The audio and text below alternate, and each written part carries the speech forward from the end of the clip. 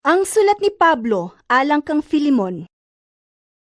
Gikan ni Pablo nga gibilanggo tungod kang Kristo Hesus, ug gikan ni Timoteo nga atong igsuon, alang kanimo Filemon nga among higala ug kauban sa buhat, ug sa mga magtotoo nga nagtiguman sa imong balay, ug alang kang Apia nga atong igsuong babay, ug kang Arkipo nga atong kaubang sundalo.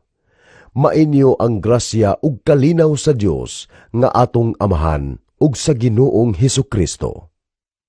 Gilakip ko ikaw igsuon sa matag higayon nga ako magampo ug nagpasalamat ako sa akong Dios tungod kanimo. Kay nakabalita ako sa imong gugma sa tanang katawhan sa Dios ug sa imong pagtuo sa Ginoong Hesus. Nagampo ako nga ang atong panaghiusa ingon nga mga magtotoo, magdugang sa atong pagsabot sa tanang panalangin nga ato diha kang Kristo. Nakalipay og nakadasig pag-ayo kanako ang imong gugma. Minahal nga igsuon, tungod kay gidasig mo man ang tanang katawhan sa Dios. Tungod niini, nakabaton akong kaisog ingon nga imong igsuon diha kang Kristo, aron pagsugo kanimo sa paghimo sa anging buhaton. Apan tungod sa gugma, ako si Pablo, ang embahador ni Kristo Hesus, nga gibilanggo karon tungod kaniya. Maghangyo kanimo alang kang Onesimo nga akong anak diha kang Kristo. Nahimo akong amahan niya sa pagtuo samtang gibilanggo ako. Kaniadto wala siya kapuslanan kanimo, apan karon mapuslanon na siya kanimo ug kanako. Karon papaulion ko siya kanimo uban sa tibuok kong kasing-kasing. Buot unta ako nga magpabilin siya diri, aron makatabang kanako puli kanimo samtang gibilanggo pa ako tungod sa ebanghelyo. Apan dili ako magbuhat og bisan unsa nga dili nimo uyunan. Busa dili ko ikaw pugson sa pagtabang kanako, kundili gikan sa imong gawasnong kabubuton. Tingali, nahimulag si Onesimo kanimo sa makaliot, aron mahibalik siya kanimo sa dayon.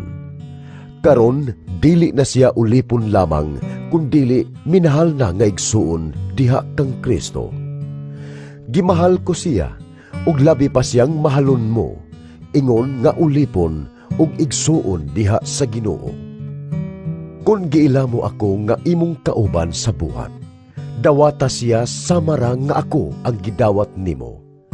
Kung kaniadto nakahimo siyag sayop diha kanimo o nakautang kanimo ug bisan unsa, ako lang ang paningli.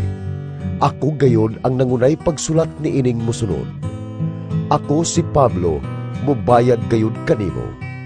Dili ako buot nga magpahinumdum kanimo, nga utang mo kanako ang imong kinabuhi diha kang Kristo.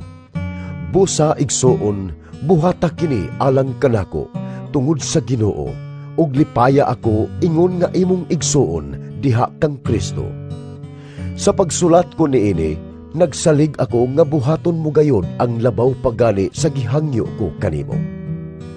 Andami usab akog lawak nga akong kaabutan, kay naglaom ako nga tubagon sa Dios ang inyong mga pag-ampo, ug mahibalik gayud ako diha kaninyo.